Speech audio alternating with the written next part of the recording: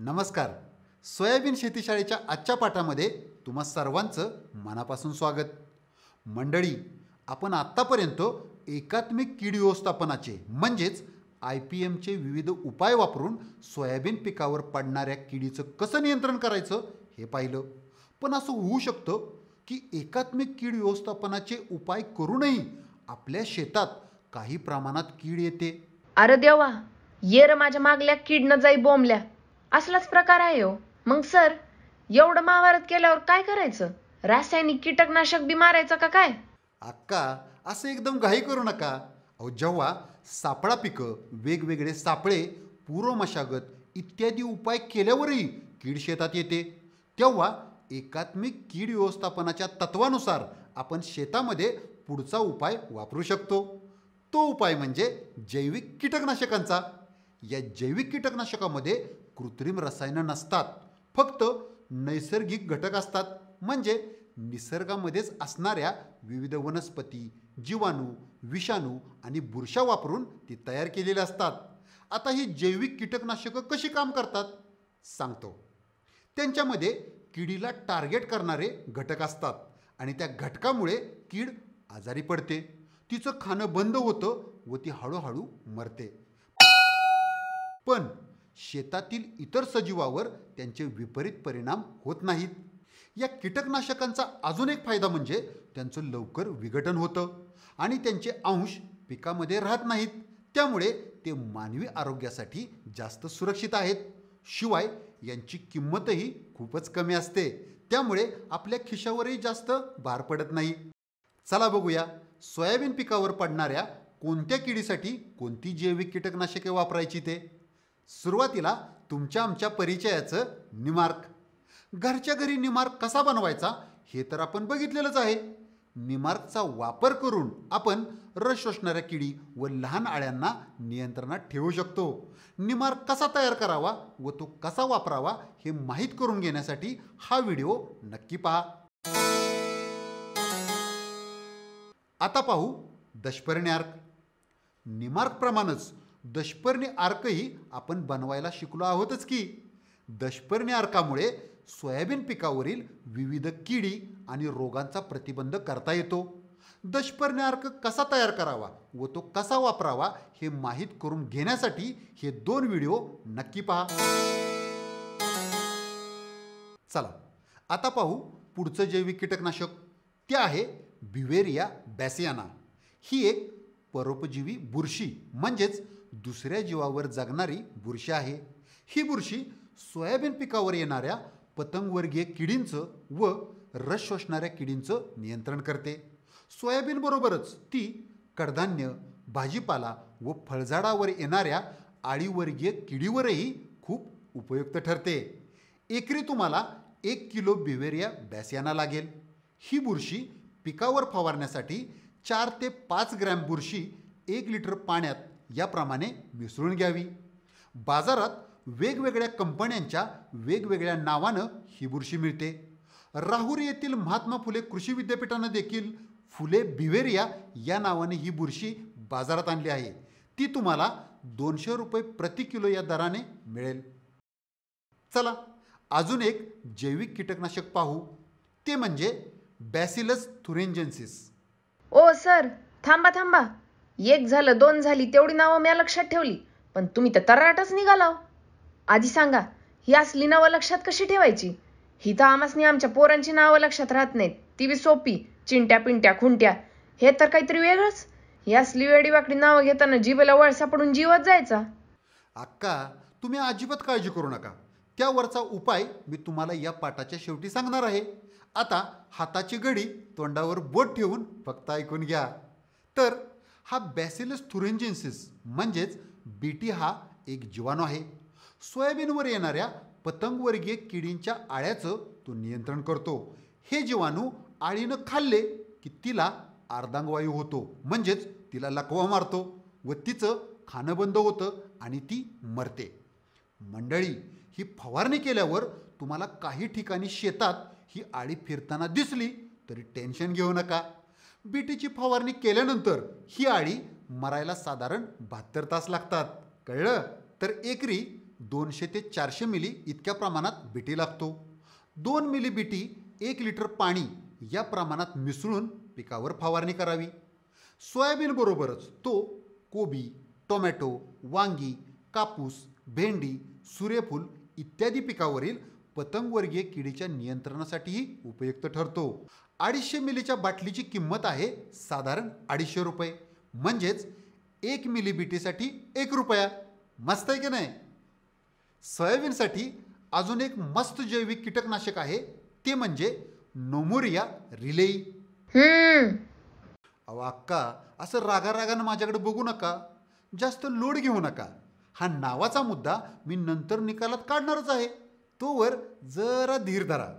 तर मंडळी, पावसाळ्यात नोमुरिया रिले या बुरशीमुळे आळ्यामध्ये साथीचा रोग निर्माण होऊन आळ्या हिरवट राखाडी होऊन मरतात. एकरी 1 ते 1.25 किलो इतकी ही बुरशी लागते. फवारणीसाठी 4 ते 5 ग्रॅम बुरशी 1 लिटर पाण्यात मिसळून फवारावी. ही बुरशीसुद्धा बाजारात वेगवेगळ्या नावाने उपलब्ध आहे. महात्मा फुले कृषी विद्यापीठ राहुरी यांनी बाजारात आणलेली फुले नोमुरिया ही बुरशी तुम्ही 200 रुपये प्रति किलो या दराने विकत घेऊ शकता. सोयाबीनबरोबरच बटाटा, कोबी, फ्लावर, भेंडी, कापूस, एरंडी यासारख्या इतर पिकासाठी सुद्धा ती उपयुक्त ठरते. मित्रांनो आणि मैत्रिणींनो, सोयाबीन पिकाचं घाट्याळी मोठ्या प्रमाणात नुकसान करते. तिच्या नियंत्रणासाठी सुद्धा एक जैविक कीटकनाशक आहे. त्याचं नाव आहे HANP. हा एक विषाणू आहे जो घाट्याळी म्हणजेच अमेरिकन बोंडआळीला आजारी पाडतो आणि मारतो. एकरी 200 मिली इतकं कीटकनाशक पिकावर फवारावं.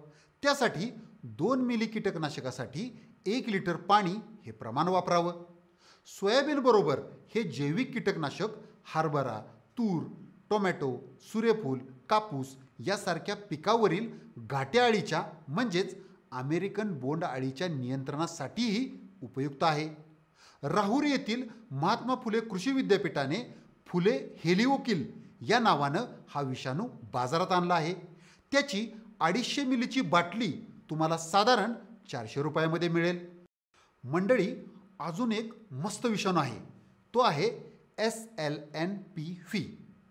हे कीटकनाशक सोयाबीन पिकावर येणाऱ्या तंबाखूवरील पाने खाणारी आळी म्हणजेच स्पोडोप्टेराच्या नियंत्रणासाठी उपयुक्त आहे. एकरी 200 मिली इतकं कीटकनाशक पिकावर फवारावं. त्यासाठी 2 मिली कीटकनाशकासाठी 1 लिटर पाणी हे प्रमाण वापरावं. सोयाबीनबरोबरच हा विषाणू बटाटा, भाजीपाला व इतर पिकासाठीही उपयुक्त ठरतो. राहुरी येथील महात्मा फुले कृषी विद्यापीठानं मॅजिक या नावानं हा विषाणू बाजारात आणला आहे. त्याची 250 मिलीची बाटली तुम्हाला साधारण 400 रुपयामध्ये मिळेल. मंडळी, आत्तापर्यंत आपण पतंगवर्गीय किडीचं म्हणजेच विविध आळ्याचं नियंत्रण करण्यासाठी कोणती जैविक कीटकनाशकं वापरायची ते पाहिलं.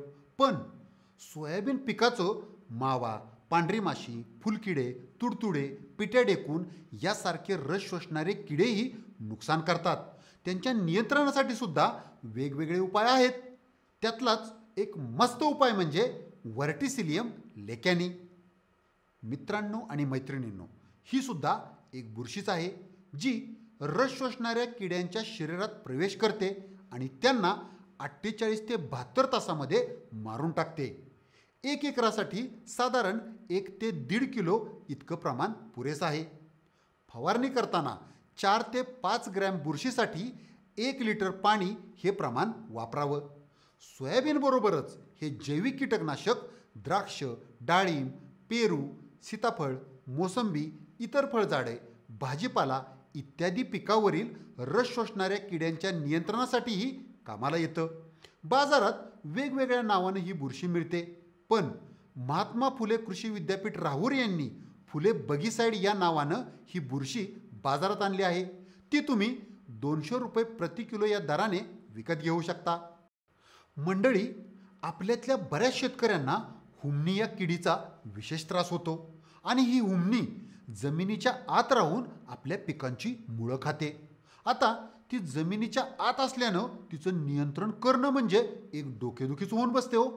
पण यावर आपल्याकडं एक मस्त उपाय आहे आणि तो म्हणजे मॅटेरिझियम ॲनिसोप्ली ही बुरशी. ती जमिनीतल्या हुमणीच्या शरीरात प्रवेश करते आणि तिला मारून टाकते. हुमणीच्या नियंत्रणासाठी एकरी साधारण 8 किलो मॅटेरिझियम ॲनिसोप्ली आणून ती जमिनीत मिसळावी. ही बुरशी हुमणीबरोबरच माव्याचाही बंदोबस्त करते. माव्याच्या नियंत्रणासाठी एकरी 2 किलो बुरशी लागते. 4 ते 5 ग्रॅम बुरशी 1 लिटर पाण्यात मिसळून ती पिकावर फवारावी.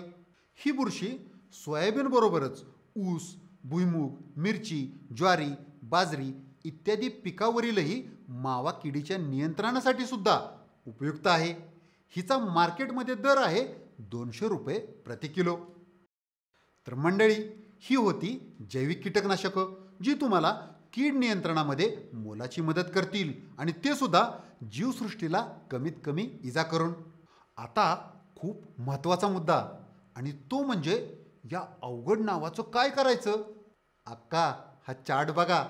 या चार्टमध्ये सोयाबीनवर येणारी कीड, तिच्यावरचं जैविक कीटकनाशक, त्याचं एकरी प्रमाण आणि फवारणीसाठीचं प्रमाण ही सगळी माहिती दिलेली आहे. सगळं एका जागी तुम्हाला बघायला मिळेल. तुम्ही या चार्टचा फक्त एक स्क्रीनशॉट काढून ठेवा आणि कीटकनाशकं विकत घ्यायला गेला की नुसता हा चार्ट पहा, तुम्हाला सापडेल आपल्याला काय पाहिजे ते. झालं, इतकं सोपं आहे. हे तर लयच फायद्याचं निघालं. आता तुम्ही ऐका, म्या म्हणून दाखवती. निमार्क, दशपर्णी अर्क, Beauveria bassiana, Bacillus thuringiensis, Nomuraea rileyi, HAN-SLNPV, HAN-SLNPV, Verticillium lecanni, Metarhizium anisopli. अरे वा का, तुम्ही तर इंग्रजांच्या पेक्षा फास्ट निघाला की. तर मित्रांनो आणि मैत्रिणींनो, जैविक कीटकनाशकं ही ठराविक किडीसाठीच बनवलेले असतात. त्यांचा शेतातील मित्र कीटकावर विपरीत परिणाम होत नाही. ज्याप्रमाणे रासायनिक कीटकनाशकं निसर्गाचं संतुलन बिघडवतात, तसं जैविक कीटकनाशकांच्या वापरानं होत नाही. मंडळी, तुम्ही पाहिलं असेल की रासायनिक कीटकनाशकं फवारली की कीड लगेच मरते, पण जैविक कीटकनाशकं फवारूनही कीड मजेत पिकावर फिरताना दिसते. पॉइंटाचा मुद्दा असा आहे की जैविक कीटकनाशकांची फवारणी केल्यानंतर कीड मारायला साधारण 72 तासापर्यंत वेळ लागतो. त्यामुळे जैविक कीटकनाशकांची फवारणी करूनही पुढचे 1-2 दिवस शेतात कीड दिसली तर लगेच टेन्शन घेऊ नका. ती कीड 72 तासामध्ये नक्की मरेल. पण मित्रांनो आणि मैत्रिणींनो, अजून एक महत्त्वाचा मुद्दा, जैविक कीटकनाशकं फवारताना आपण योग्य ती काळजी घेतलीच पाहिजे. कारण ही कीटकनाशकं आपल्या नाकातोंडावाटे शरीरात गेली तर आपल्याला त्यापासून धोका उद्भवू शकतो. त्यामुळे ती फवारताना योग्य ती काळजी तुम्ही घेत आहात याची खात्री करा. उदाहरणार्थ, अंगभर कपडे घालणे, डोळ्याला गॉगल किंवा चष्मा लावणे, तोंडावर मास्क लावणे इत्यादी. आणि हो, ही जैविक कीटकनाशकेही सकाळी लवकर किंवा संध्याकाळी उशिरा फवारावीत. दुपारच्या कडक उन्हात त्याची फवारणी अजिबात करू नये, नाहीतर त्याची परिणामकारकता थोडी कमी होते. मित्रांनो आणि मैत्रिणींनो, या सर्व जैविक कीटकनाशकामध्ये जीवाणू, विषाणू व बुरशा असतात. त्यामुळे यांची फवारणी केल्यावर पिकावर रासायनिक कीटकनाशकं किंवा बुरशीनाशकं यांची फवारणी करणं टाळावं. अन्यथा जैविक कीटकनाशकांची परिणामकारकता कमी होते. सर, म्या तर ऐकलं होतं की जर शेतात दमटपणा असला, म्हणजे काय म्हणतात ते, आर्द्रता जास्त असली तर या जैविक कीटकनाशकांची परिणामकारकता जास्त वाढती. अरे वा का, अगदी लाख मोलाची गोष्ट सांगितलीत.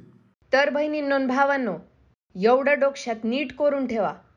जैविक कीटकनाशक फवारायच्या आधी जर शेतात आर्द्रता असन तर भारीच, आणि नसन तर आधी नुसती पाण्याची एक फवारणी शेतात करून घ्या आर्द्रता वाढवा आणि मगच जैविक कीटकनाशकाची फवारणी करा आणि किडीला धुवून काढा. बरं, किडीवर ना आठवलं सर, पिकावर नुसती कीडच येत नाही, रोग बी येतात. मग काय करायचं? अक्का, पिकावर रोग कुठून येतात? विविध बुरशा आणि किडींच्या प्रादुर्भावातून. आपण एकात्मिक कीड नियंत्रणाच्या माध्यमातून किडीवर नियंत्रण ठेवून रोगांचा प्रादुर्भाव थांबवू शकतो.